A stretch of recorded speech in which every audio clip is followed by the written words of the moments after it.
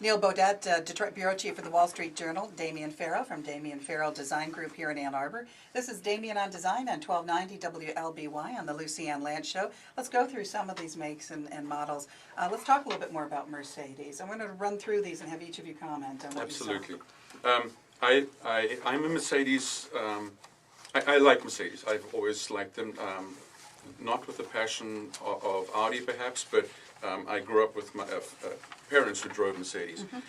What struck me was this beautiful contrast between, and anyone listening, if you haven't been to the show, it's worth going to the show to see just a couple of cars.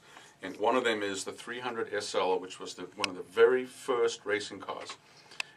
Long-distance cars. I think it may have done Le Mans. I wish Larry Crane was on the phone because he would correct me because he's the encyclopedic mind.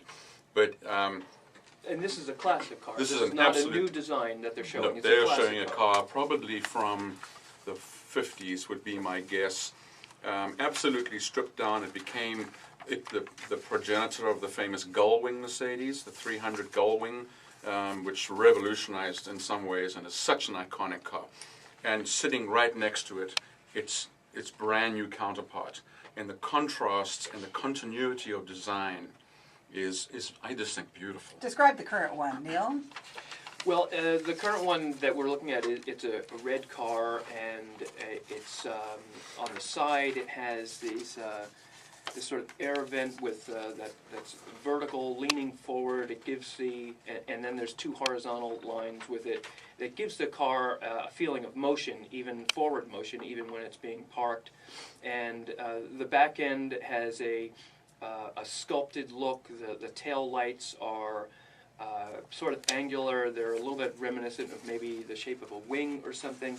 And it has a very nice line on the of the trunk in the car, and the way it sort of swoops in from the side. And the car really, when you look at it, even when it's static and standing there, it just gives this feeling of forward motion. And for what we're talking about is a two-seat convertible roadster or sports car. That's what you want. That's what a sports car is supposed to be, is to give you that feeling of motion and moving forward. What grade would you give Mercedes? Damian, Wow. what about you? I'm up there close to 9. Out of 10? Out of 10. Okay. Yeah. I think their response to the market as far as a range of availability of cars to suit many purposes is right up there, and their build quality, they've been legendary for that for years and years, as well as their safety. What is Audi doing that's different this year? Wow, actually, I'm going to let you take that one because you've got some very interesting explanations about the reasons for some of the design. There are actual practical reasons. Yeah. Well, Audi has been growing very rapidly in the U.S. This year they sold more cars than Acura, which is a big step forward for them. Their sales were about 130,000 vehicles. In the past, they've been pushing to get past 100,000. So their goal over the next 4 or 5 years is to get to 200,000. So Audi has been growing very rapidly in the U.S. and they've done it by expanding their product line, by adding new models. This year, what's going to be new is the Q3. It's a small SUV, a compact SUV. But what really strikes me is their cars, their passenger cars, their sedans and coupes at the show. And one thing that's very typical of Audi is this large grille on the front end. And that stems from European passenger protection laws. These are laws that govern... Oh, that was not a design? Because I love large grills on cars. I thought that was a design. Very interesting, It's isn't a design, it? Yeah. but it 5 or 6 years ago, Europe put in this regulation that the front of the car had to be flat. Because if you have a bumper protruding at the front end and you hit a pedestrian, it does much greater damage to the person's leg. Huh. And they also had regulations about the gap between the sheet metal of the hood and the top of the engine, and that had to be a little bit wider by a few millimeters, but it was enough so that the automakers are really forced into having a hood line that comes down and then sort of drops off in a flat surface on the front. If you have this large flat surface on the front, you got to put something on Yeah, it. is that what the Chrysler 300 does as well with that? They've got a large That wasn't grill. governed by passenger protection. Right. that was more of a design decision as opposed to relating to regulatory decision. But you see it very pronounced in Audis and in Volkswagen. And of course, Volkswagen owns Audi. Right. So and that's why those large grills are there. Oh, interesting. And for me, the most beautiful car on show is the brand new A6, which is, the lines are just exquisite. The proportions, design-wise, that's my 10 out of 10 for this show. That's a mid-sized four-door Yep. sedan. Has a very fast roof line, and it is a very elegant car. Beautiful. What grade would you give Audi? Oh, I love Audi. I'd be up in a little 9.25. I think it's got. I love Cadillac, of course, but if I couldn't have my Cadillac, I would want a Bentley. Oh, yes. And the Bentleys are those in the past that have had those grills the same. Yes, they've kind of been proportion. known for decades for the large front grille. Right. How about this year's version of the Bentley? Well, Bentley is also owned by Volkswagen, and Volkswagen acquired Bentley in the early 2000s, or maybe it was the late 90s. I can't remember exactly when. And at that time, Bentley made really a vehicle for people who have chauffeurs. Right. So what VW did was try to update this high-end luxury brand and bring out much more sporty models that are for drivers as opposed to passengers. And the one that's done the most for Bentley is the Continental GT. Yeah. A really fabulous car. I mean, it will cost you more than a house in here in Ann Arbor. But it's a fabulous car, 500 horsepower. But the design it's a very beautiful, elegant, sort of sensual design. And since then, they have been coming out with variations. They've done a smaller one, a convertible, and they've become one of the most successful super luxury brands. They used to sell years ago, a few hundred in the U.S., and now they're selling a few thousand.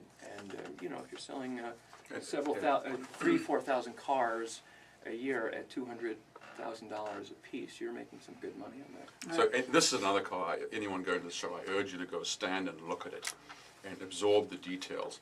And actually, for a lady who drives a red car, who today, by the way, is dressed all in bright red, and the Bentley on show is red. If you went and got into this car, they wouldn't be able to peel you out of this one either, because the detailing is just, again, exquisite. Absolutely exquisite. All right. Damian on Design here on 1290 WLBY each Saturday here on the Lucy Ann Lance Show, and Damian Farrell from Damian Farrell Design Group. Our guest is Neal Boudette. He is the bureau chief in Detroit for the Wall Street Journal. I want to skip ahead to the Fusion, because I know you're both very high on the Fusion. Why, Neal? Well, it's a car that will sell for $20,000 to $25,000, but it looks like a car that sells for much more money than that. And this is a really significant step for Detroit, the big three automakers, GM, Ford, and Chrysler, because this is a segment of the market that's very, very large. A couple of million cars a year, this mid-size sedan, are sold in the U.S. And it's one that Toyota and Honda have had locked up. I mean, they refer to it as the Camry segment or the Accord segment. And the Detroit entries have not been that competitive for a long time. And here you have this gorgeous car that Ford has come up with. We had an anecdote in one of our stories. There's a chief executive of a large chain of auto dealerships called AutoNation. He was in Detroit last summer, brought his board of directors here. Ford had them in and showed them the car, and he told us that they had a silver sheet over the car, and Ford's head of development removed the sheet, and he said for a moment there was silence, and then this 14 or 15 person group broke out into spontaneous applause. They couldn't believe it, Yeah. and then when they realized it was true, And they This is a celebrated game it. changer. And I'm they- predicting this is a game And changer. this gentleman, his name is Mike Jackson, CEO of AutoNation, walked over to the Ford CEO, Alan Mullally, and said, "You're never going to make enough of them." Yeah.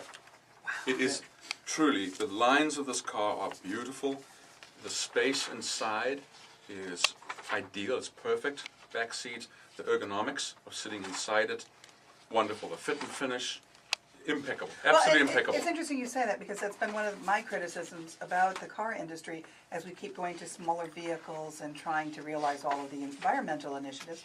We're losing the ability to safely, maybe not safely is the correct word, but to comfortably cart our families around and to really have something you don't have to squeeze into. Yeah. And I think that's been a huge loss. What Ford did here was they did a very good job on proportions, and proportions is a word auto designers talk about quite a bit. And what they mean, really, is that the hood of the car is kind of long and the trunk is kind of short, because that gives the car a very pleasing look to the eye.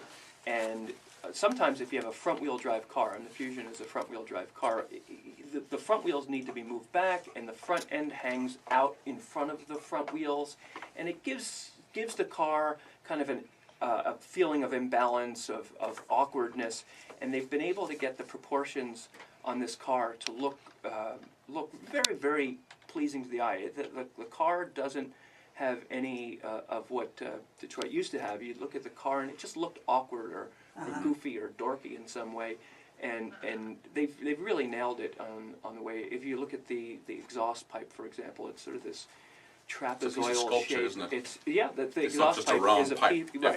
right, and they've done really terrific detail work. The tail lights sort of glisten; they look like jewel boxes, and I love the front of the car. Actually, to me, it's reminiscent of an Aston Martin.